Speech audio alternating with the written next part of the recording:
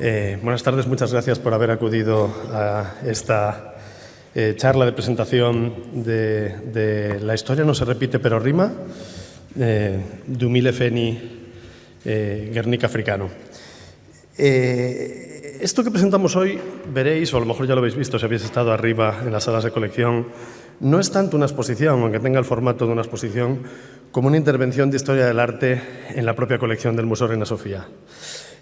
Tamar Garb, que será quien ocupe la arena en unos minutos en este escenario, es la comisaria de la muestra, pero también es catedrática de Historia del Arte en la University College de Londres y una especialista importante en cuestiones de género, identidad y representación en arte moderno y contemporáneo. Experta en arte y fotografía de Sudáfrica y una muy importante historiadora del arte, ¿no? Que ha acompañado varios proyectos nuestros anteriormente. Quizá habéis tenido oportunidad de verla en el proyecto de Eugenio Carmona en Picasso 1906, en las conferencias que acompañaron a la exposición. Este proyecto es un proyecto menor en escala, pero con efectos máximos, creemos, a nivel discursivo, porque viene a corregir un punto de vista, el de la historia del arte occidental, ¿no? Que había dejado de lado a mujeres como Maruja Mayo, por ejemplo, en el pasado, pero que también ha sido construida bajo parámetros racistas, considerando el arte africano algo que debería ser delegado a la artesanía o al salvajismo, ¿no? Dumile Feni es uno de los artistas fundamentales de la modernidad africana y su lenguaje restituye, creemos, en las salas, el poder político del lenguaje del Guernica de Picasso, ¿no? Como sabéis, la vanguardia europea necesitó del arte africano para levantar su renovación del lenguaje figurativo de la pintura occidental y también convirtió esa tradición africana en una herramienta para producir su arte político, ¿no? Para sus ansias de transformación social. Es interesante ver arriba, en ese contraste entre uno y otro, cómo Dumile Feni retoma Picasso y el lenguaje del Guernica precisamente para devolver a esos orígenes africanos y a un tema muy africano, desgraciadamente, como fue el apartheid en Sudáfrica, a la agenda central, ¿no? Ese momento trascendental, el del apartheid a finales de los años 60 y los años 70 y principios de los 80, es un momento trascendental en la crisis de la modernidad, que es algo que nos compete mucho como museo también, ¿no? Veréis el African Guernica, o lo habéis visto ya, colocado precisamente en la misma pared, el mismo lugar donde llegó el Guernica, este museo, en el año 92, ¿no? Y cuando ahora veis el African Guernica, es curioso que por el cristal que tiene su enmarcado, un cristal no museo que permite ver el reflejo, pues podemos ver el Guernica de Picasso reflejado en su interior, podemos ver un cuadro dentro del otro y podemos ver precisamente que esa lectura nueva de Picasso aparece como obligatoria ahí, ¿no? Bueno, después nos acompañará, después de la conferencia de Tamar, nos acompañará, ya sabéis, un músico fundamental, Philip Miller, con las piezas que ha compuesto para la ocasión en colaboración con Chegofazzo Moeng, que será en estreno aquí por primera vez, cosa que es un privilegio. Thank you, Philip. Y os recuerdo también que para los que tengáis interés, mañana en el Auditorio 200 tendrá lugar un encuentro, pensar con el Guernica africano de Dumile Feni, con varios participantes pues también muy importantes, expertos o expertas en el trabajo del artista sudafricano o en los alrededores del arte africano contemporáneo, ¿no? Como Siyabonga Jika, profesor de la University of Cambridge, Rosama April, que está aquí, conservadora jefe del National Heritage and Cultural Studies Center de la University of Fort Hare, que es la universidad que nos ha prestado esta magnífica pieza, y Elvira Diangani, actual directora del MACBA de Barcelona, ¿no? Solo me queda agradecer, pues, a los equipos que han hecho posible esta intervención, a Spire Arts Trust, que también nos ha colaborado para poder presentar la pieza musical, las piezas musicales que oiréis después, y sobre todo al equipo de actividades públicas del museo que me hace posible estar hablando aquí ahora. Muchas gracias y espero que lo disfrutéis.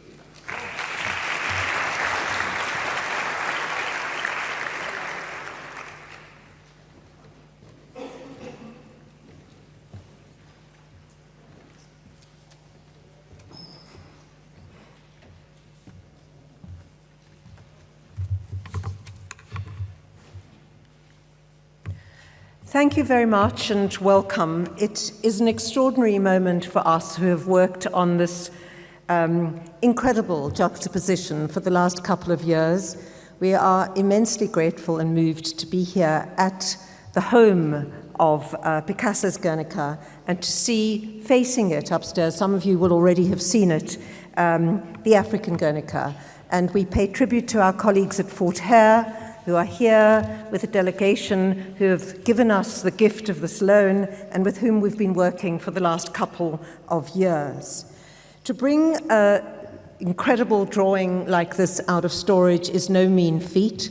It's of monumental scale, as many of you will know, and so much so that people constantly call it a painting, because people are not used to seeing a drawing on this scale and with this level of ambition.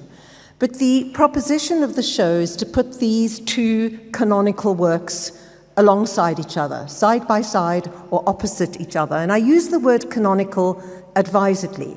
Everybody knows the importance and the enormity and the significance of Picasso's Guernica, but I'm not sure that many people here will understand how important and how significant Dumile Feni's work is within the context of South African narratives of history, of politics, of representation, and particularly of the visual cultures and artistic practices of the apartheid era. And I want to talk a little bit about that with you this evening.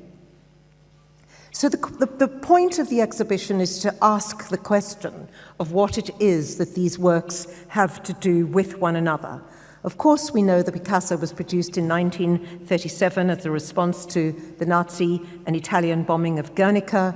It's an anti-fascist manifesto, highly controversial, highly contested, and one of the most famous artworks ever made. But the Dumile Feni made 30 years later, within the context of apartheid South Africa, is not made during a state of war, but indeed in a state of another kind of violence.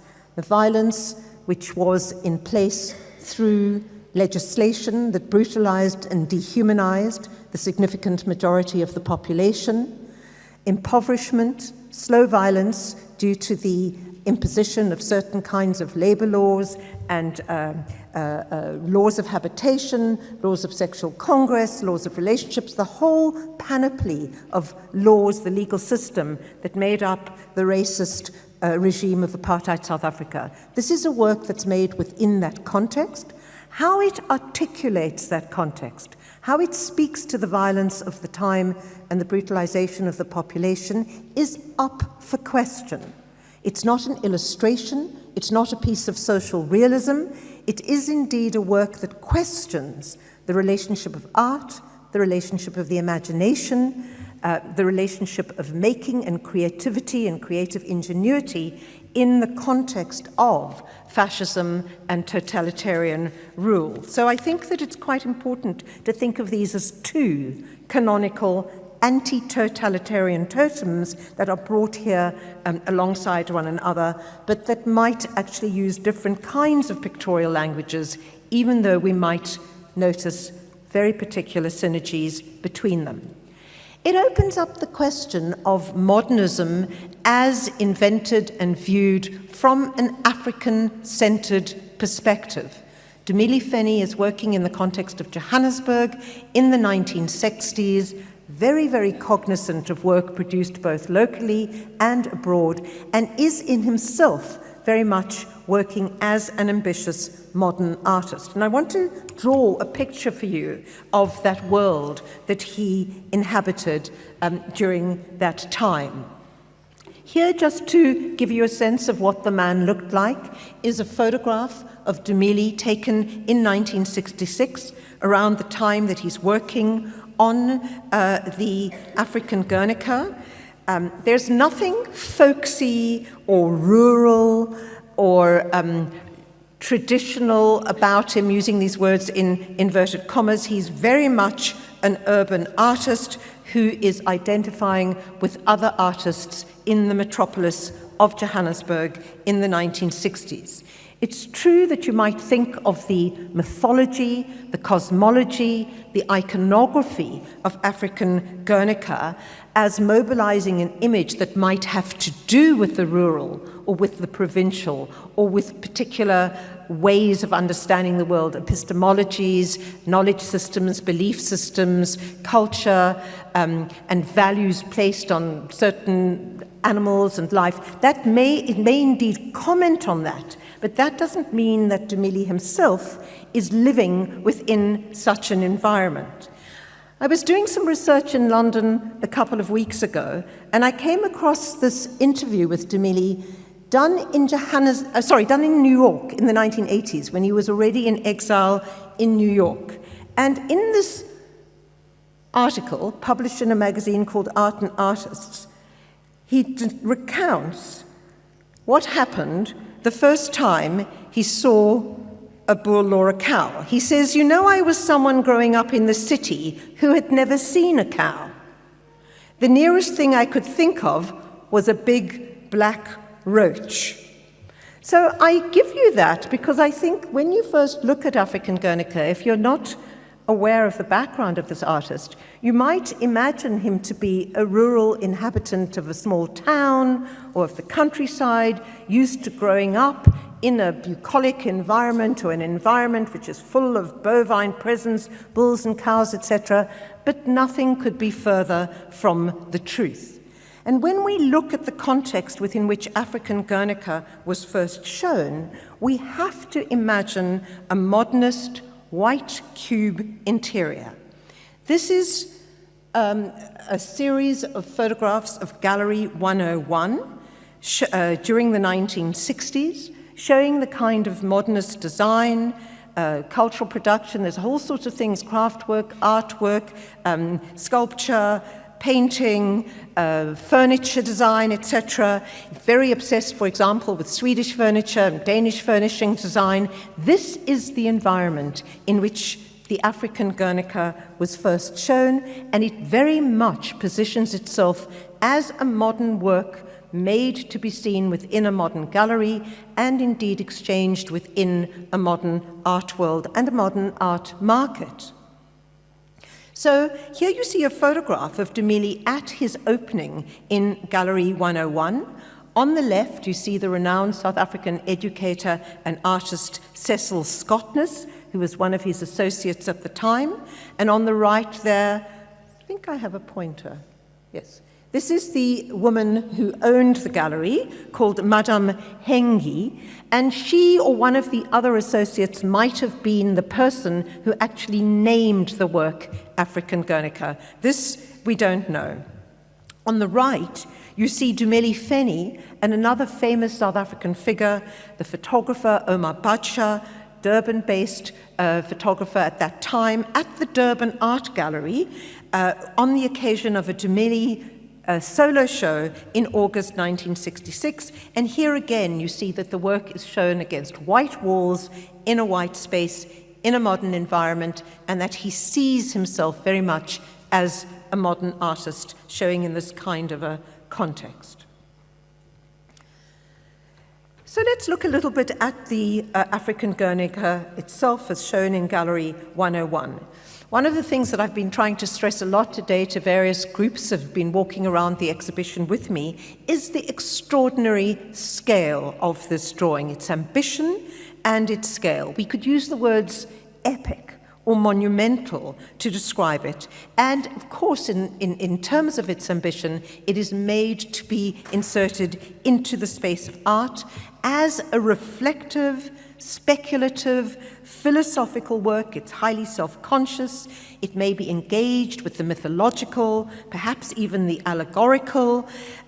All of these are modes of working and thinking and making with which Dumile is concerned, and he's aware of other artists using such artistic languages.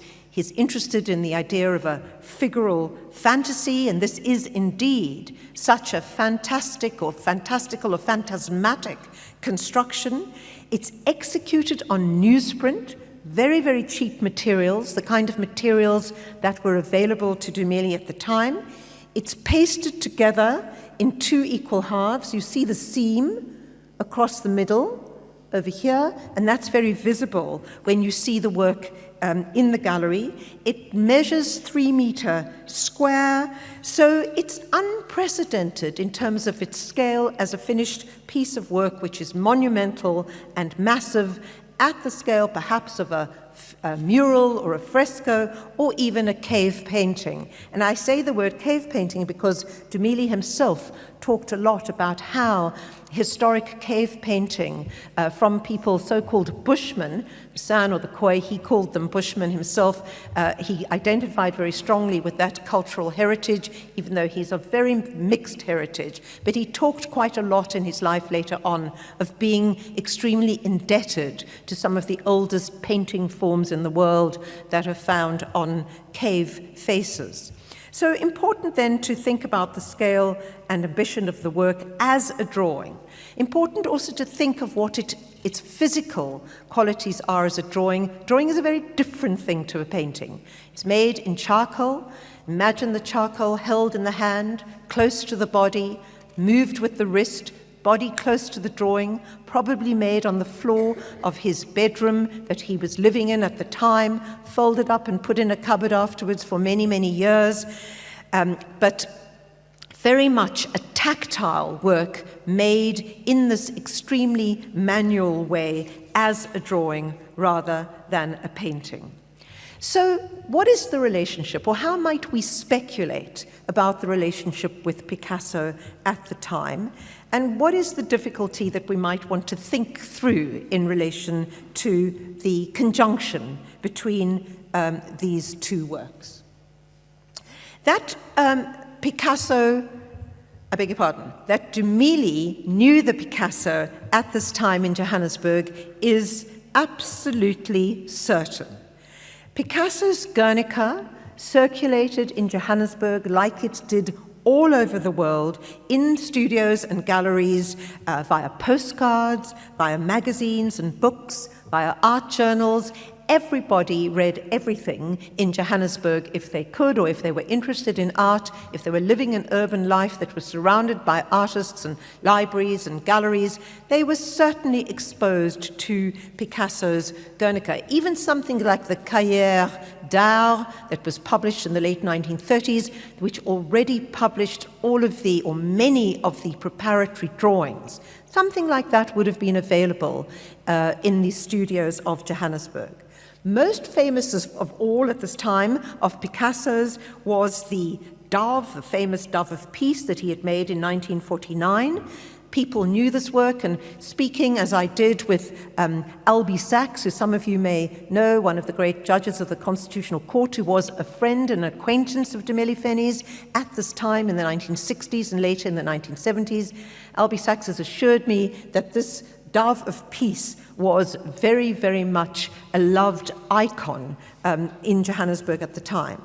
But so was Cubist experimentation and the kinds of debates around early modernism and abstraction that circulate around the question of Cubism, as well as the whole issue around African art, Picasso's dependence on African art, and African artists' own engagement with African art. These are all issues that circulated in the circles that Dumile inhabited. Particularly the relationship to African sculpture is interesting.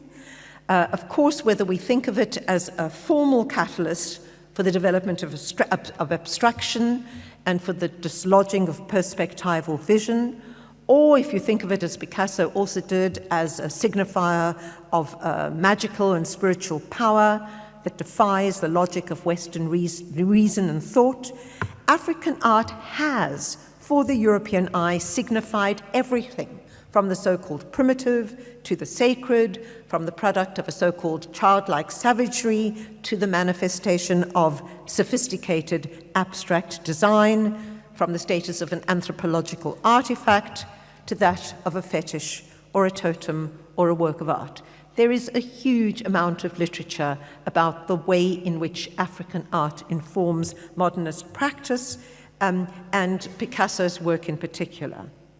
So what's important for our discussion is an understanding that a version of Africa, as understood by Europe, was already encrypted into Picasso's Guernica via its cubist-derived faceting and simplification of form, its stylizations and its inscriptions and delineations. So African art figures already in the equation via Picasso's work, but it's also approached from a different vantage point and from a different centered subjectivity by Dumile himself. So what was Dumile doing at the time that he was also looking at Picasso in the mid-1960s? Here are a couple of works typical of these ambitious drawings that he was making in the 60s. Some of these monumental drawings relate to current social conditions or events. For example, the railway accident, famous accident that killed many hundreds of people outside Johannesburg during the 1960s. This was shown at the São Paulo Biennale in 1967, where Dumile showed 5 large drawings, or the classroom, a work that's in the exhibition, which again is complex and interesting to think about, but which may indeed address social deprivation and the state of education within the impoverished world of what came to be known as Bantu national education, or the apartheid era's decreasing of funding for schools for black children and the conditions within which black schooling took place. This is a strange, though figural fantasy in which you have some of the figures sitting on these strange chairs, almost imprisoned on chairs, others upside down, so that the whole question of what is real, what is fiction, relationships between realism, expressionism, depiction, these are all opened up to question. At the same time, Dumile was a sculptor, a very successful and proficient sculptor. We're not showing any of his sculpture in this exhibition, but he works in an incredibly inventive way with sculptural form, a modernist, working with simplification and abstraction, as you see there from a photograph from the 1960s in Johannesburg. And he's also doing small caricatural drawings in this very squiggly kind of line. This one, I am not a donkey, often a kind of satirical, political, jesting, laughing caricature, like kind of Gilray, the 18th century famous British caricaturist, a kind of 20th century South Africa. And seeing a work in the show that picks up on this kind of line, the kind of energy, the graphic energy of his line, where the line itself becomes a carrier of meaning, not only what the work depicts, but the febrile energy, the agitation of the line itself becomes a very important signifier of a relationship to the world. So this drawing, Saying No, is in the exhibition. I show you 2 details of it as well. Here is the word Saying No that he has written, a form of negation, a form of refusal that he inscribes into the work, much like his in the previous work when he said, I am not a donkey, a kind of rebellion against or a negation of the prevailing discourse that belittled black subjects and disenfranchised them within these extremely violent and draconian years of apartheid South Africa in the 1960s. Now, this is a drawing made within that context. You may think of it as a kind of nightmarish scenario. You can open up your own imaginations to think how you might describe what's going on there. But I think when you come to look at the drawing in the flesh, you will also take seriously, as I say, the agitated line and what the line itself carries in terms of an affective and emotive relationship to the world.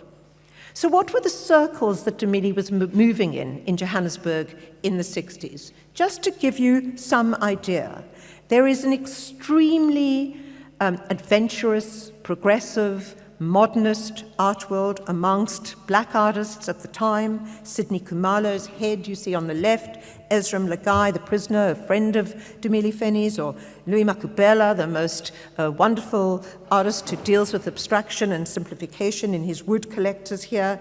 These are all artists interrogating the languages of modernist abstraction, drawing, as I said earlier, on indigenous traditions of carving and modeling, but also hugely aware of European appropriations of African form and remediating it within the context of Johannesburg. And this context, as I say, is profoundly urban. It's filled with interesting music. Dumile himself was obsessed with jazz. He designed many record covers. He already started doing these as record covers that he designed in Johannesburg in the late 1960s. And he carried on once he was in exile in London. He leaves Johannesburg in the late 60s, late 68. He carries on working with musicians, consorting with musicians. You see here Dorke House, which was an incredibly important musical hub in Johannesburg in the 1950s and the 1960s, where very famous artists like Abdullah Ibrahim and Miriam Makeba, who many of you I'm sure will have heard of, performed. This was also the premises for the African Musical and Dramatic Association, which promoted black theatrical performances, etc. So this is the world of jazz, of music, of theatre, of literature that Dumile is part of. He associated with the writers and artists featured in the important literary magazine called The Classic. Here you see Dumile's cover for The Classic, one of the versions in 1968, just before he leaves. The Classic published writers like Nadine Gordimer, Athol Fugard, Natan Kaza, Can Temba, and Dumile in this context developed a love of poetry, following poetry across the board. In fact, he used to walk around in Johannesburg with a collection of the distant Afrikaans poet Ingrid Jonker's poems in his back pocket. She committed suicide in 1963, coming from an extremely repressive Calvinist Afrikaner white supremacist background, but she is one of the famous and greatest poets who speaks to the dehumanization of people under the apartheid era. He was also in touch with people who were associated with Drum magazine, the important African-based vehicle for journalism and photography at the time. Peter Magubane, one of the famous documentary photographers, Ernest Cole, who I'm sure many of you will have heard of, were friends and associates with him at the time. They were talking very much about the language of bearing witness. What is it to bear witness to tyranny? What is it to bear witness to violence? And which artistic languages are the most appropriate in order to testify to the horrors that surround one? These were the debates that were happening at the time, and this is the world in which Dumile works and thinks. And when we look at drawings like these, this one of which is in the exhibition, these are associated monumental drawings from the same period. When we look at these, we must realize that he is making a very conscious set of aesthetic choices and decisions to work in this particular figural language with this particular kind of agitated line in relation to these references, because there was a huge array of possibility available to him to think with.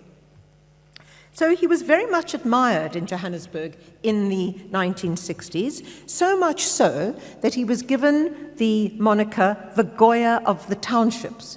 There's no doubt that he looked at Goya and he knew the work of Goya, but he didn't like being called the Goya of the townships. He preferred to be Dumile Feni and an artist in his own right without that kind of overt homage being paid to somebody who might nevertheless have been a source of inspiration for him. I also wanted to show you over here Sheila Fugard, the poet's poem in which she actually refers to him as well as the Goya of the townships. His drawing practice at this point is broad. Some of the drawings relate to poverty and daily life, to life lived under duress, to figures of suffering and torment in the context of deprivation and poverty and dehumanization. He has a compulsive drawing habit from early on, almost drawing in a diaristic way daily. His life, in a way, is thinking, happens through the process of drawing. At this time, too, in Johannesburg, he is living and working in the studio of a very important figure, a man called Bill Ainslie, an abstract artist working in Johannesburg in this time, who ran an informal workshop and art school for artists from all cultural backgrounds. Remember, black artists were not allowed to study fine art in universities assigned for white people. It's a segregated education system, and certain skills and certain disciplines are regarded as appropriate for certain population groups and communities.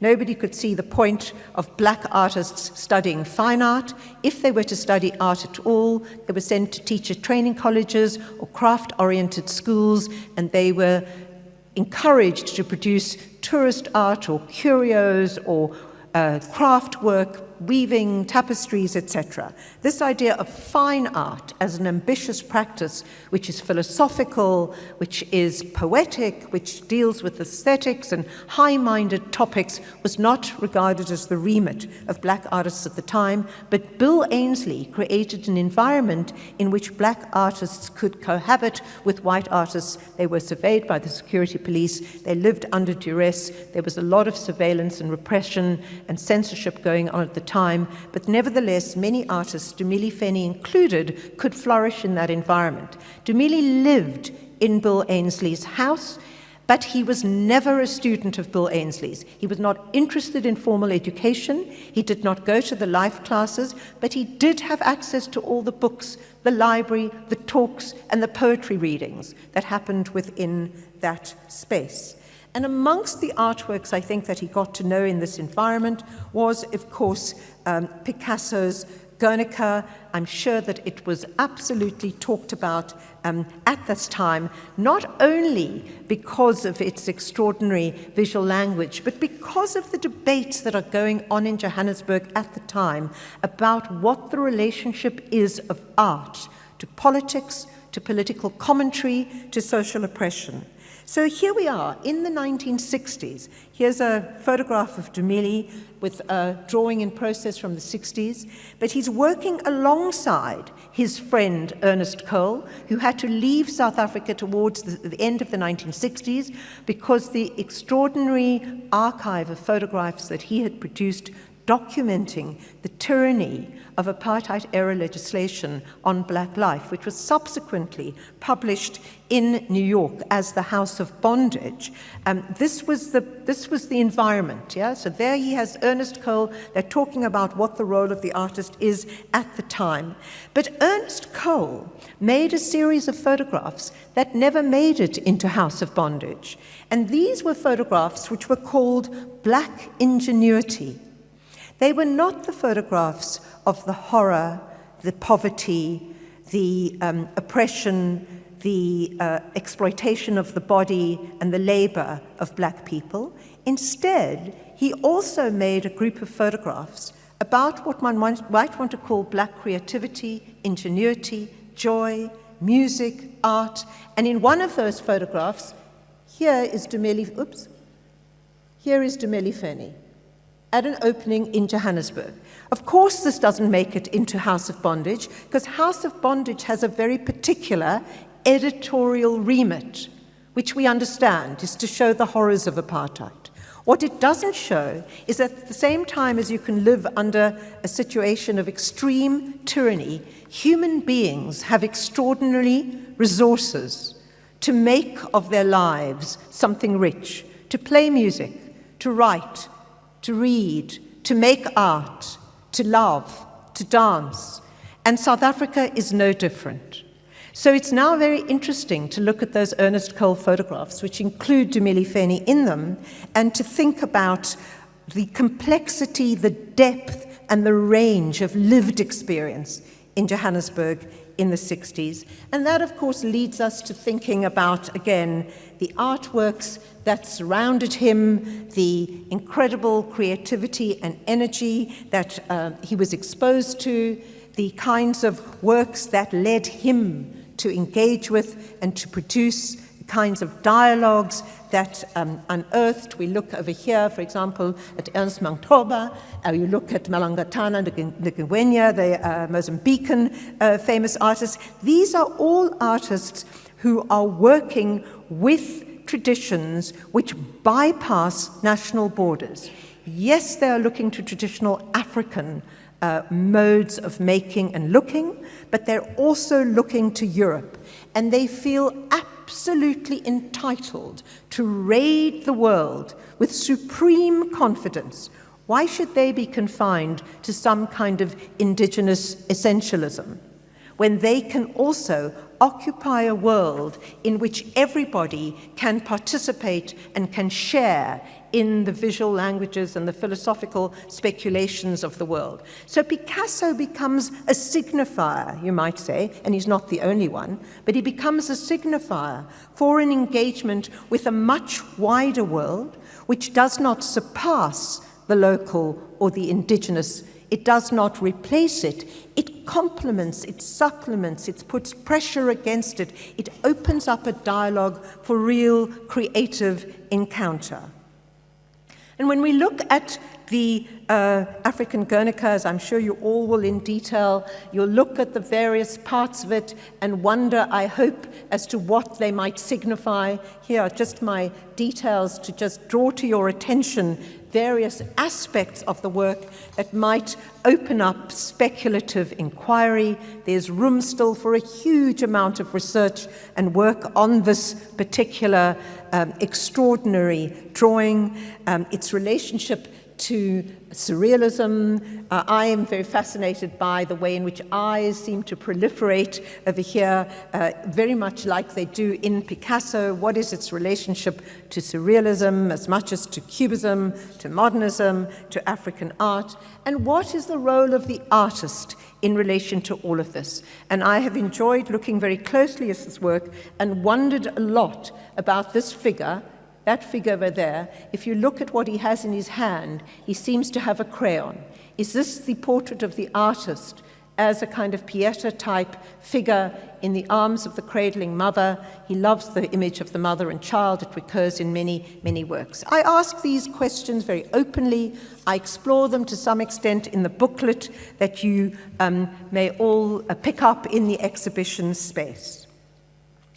So in 1968, Dumile is a very unhappy occupant of the Johannesburg world. Although he has a lot of support and a lot of patronage, and he's selling his work, and he's becoming very famous, he finds the suffocating curtailing of life lived under apartheid absolutely unbearable.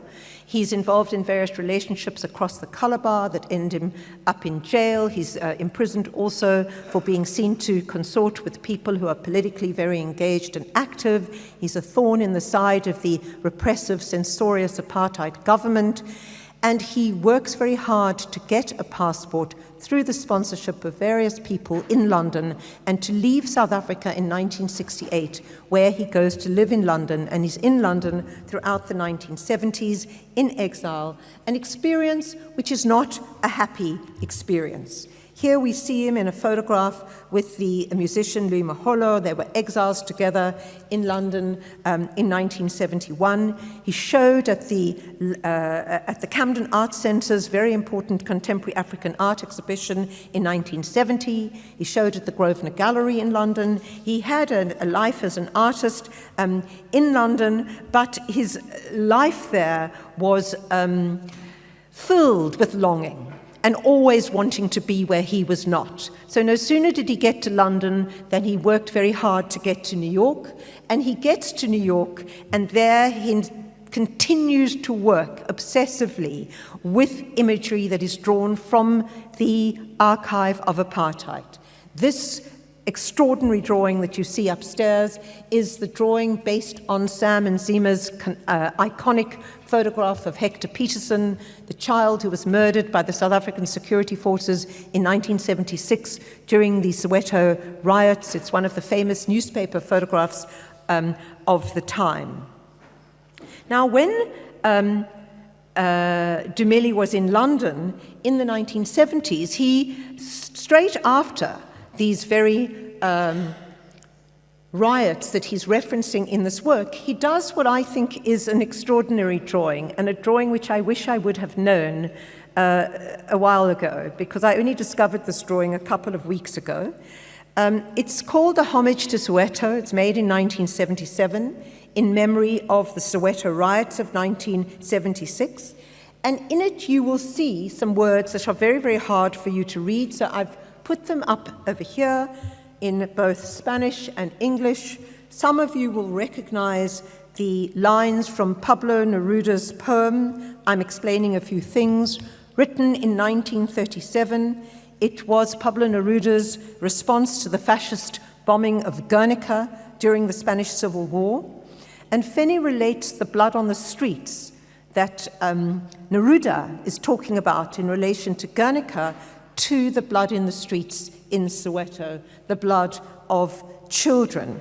And I think that this extraordinary small drawing shows us, if we needed any proof, that Dumile, as an intellectual, as an artist, as a thinker, as a philosopher, poet, painter, was engaged with human experience which could go from Guernica, the place and the bombings there, all the way to Soweto and back again, around through Picasso, through local practices, etc., and that his engagement with this poem places Guernica right at the start. Right at the heart of his practice. And nowhere is this more carefully and beautifully articulated than in the 53-meter scroll that you will see upstairs. Unfortunately, you'll only see 7 or 8 meters of it in reality. I put myself there so you can just see the scale of it when I first discovered it. This is a most extraordinary piece of work, to me, one of the greatest works of the 20th century. In it you see bare-toothed beasts and multi-headed cows, saxophonists, bass players, flautists, wildcats, simian hybrids who join splayed-legged demoiselles and madonnas in a multi-species parade of types. The references are multiple. There are poets, there are prophets, there are preachers, there are Christian tropes combined with African indigenous cosmologies centering on animist and anthropomorphic beliefs. It's an extraordinary thing. There are gaps and spaces, there are words and inscriptions. The words exile, exile, exile appear over in one detail, sacred freedom, solitude. Some of these words recur. I don't have time to show you much of it, but I want to show it to you and really end with it because it really does demonstrate the fecundity of mind, the creative energy, the thinking that this extraordinary artist had.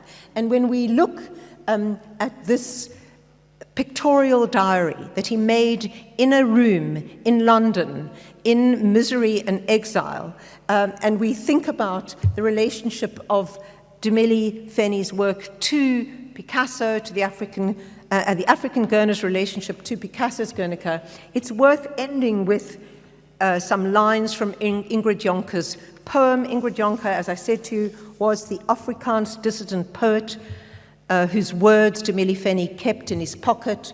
The child is not dead, not at Langa, nor at Nyanga, not at Orlando, nor at Sharpeville, nor at the police station at Philippi, where he lies with a bullet through his brain.